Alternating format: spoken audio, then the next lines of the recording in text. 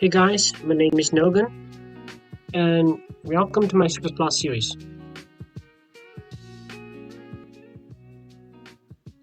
So in today's video, we are focusing on the other keyword in C++ called protect. Now the protect keyword in C++, it's the same as the before, the public, private, and also now the protect keyword in today's video. So in today's video, I want to focus on the implementation about this private. Let me see the private keyword because how it can be used eventually to see, because it's very close to a private keyword implementation. But now the protect keyword protects some data in a class scope, but it doesn't allow all the members, or let me say the members in the methods to also be used outside, but it can be used in a class scope like with inheritance, as you'll see in the other videos. So if you guys didn't watch the previous video, we focus on the private keyword in C++. Link are on top there. Can check it out because there we spoke about the difference between the private and also public keyword. Now we try to introduce another keyword in C++ called protect. Now also the main function here. I'm gonna say class again. Class name will be student. So I'll define a few members in here and also make this in this class scope of student. But before I do it, now let me do another header file called string. To string. Okay. Now in the class scope here, I'm gonna just say you say protect keyword. I'm gonna say string name, string surname.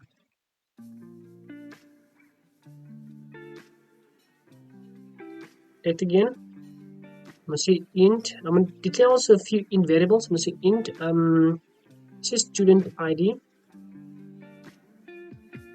Initialize it now to 10010, and int again. Say student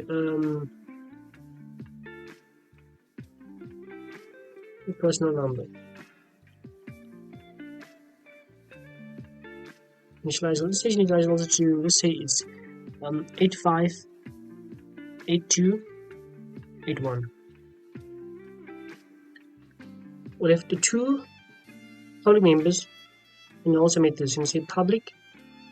I'm gonna say void again. Now void, I'm gonna say get student.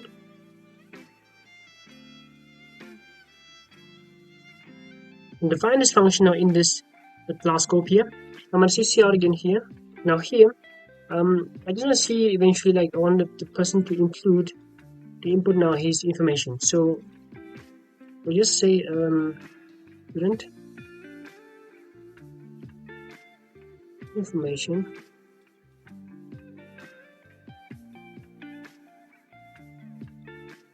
Awesome. Let's just say enter.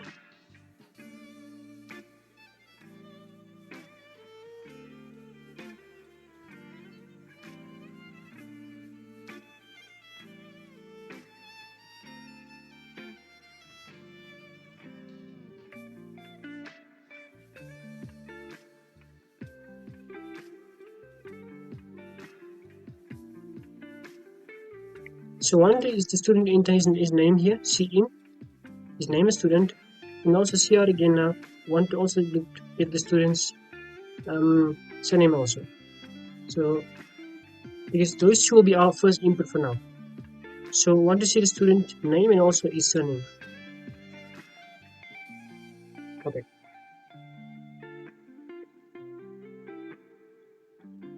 And also the student's surname. Awesome. After even this now, isn't there another method now, void again, void display.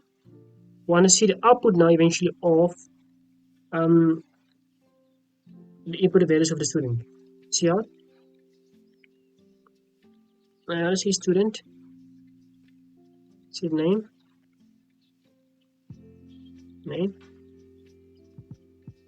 and also see out again surname.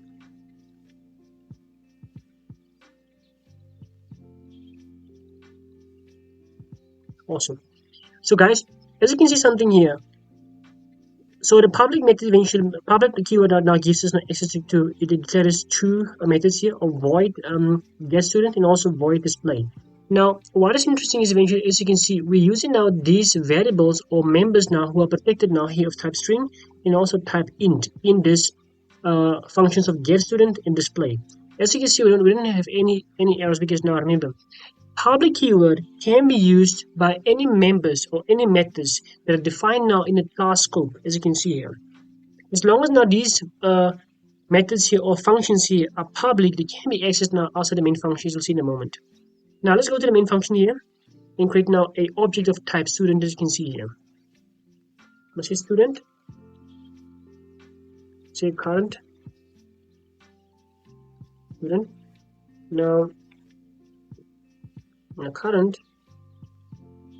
student dot operator get now eventually information and also current again to display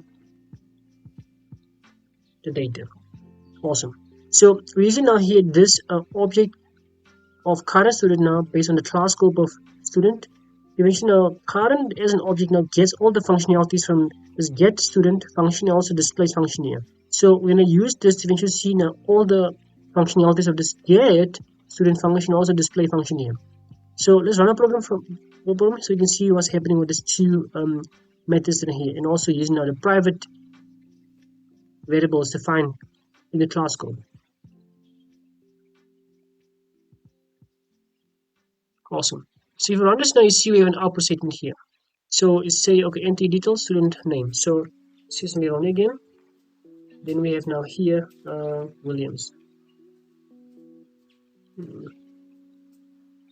Awesome. As you can see, we output eventually of now Ronnie. My name is Ronnie. Also now surname is Williams. Awesome. So let's try something else again now here. Let's say, for example, want to define a class. Let's say a method eventually, a function of type private. So if you come here and say protect again. Now I'm going to say void again here. I'm going to say void. Let me say, because now if we have two in variables there, let's say protect student data. Okay. Now this method eventually will show those personal information that are very sensitive to the student, which means the student's ID and also his personal number. So on display now the student's ID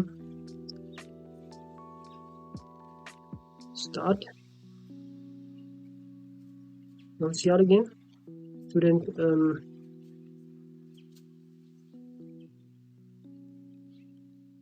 personal number.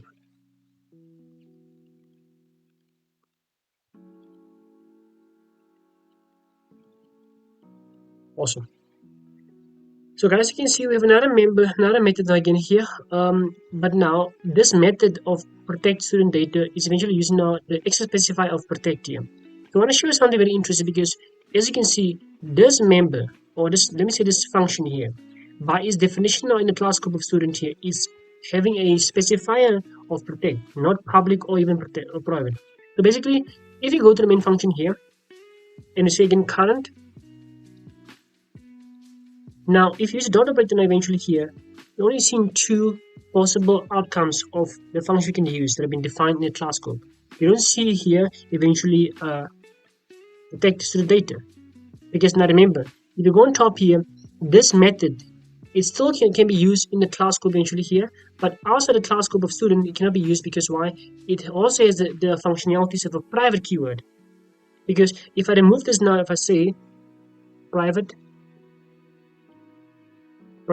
and I just move this and say current again, say dot again, you see the same functionality happens with the protect also in private, because you can see here there's no display or show of a function now of protect student data that has been defined here also to be shown to be used in the main function, because why? It also has the attributes or the functionalities of a private as a specifier in its design scope.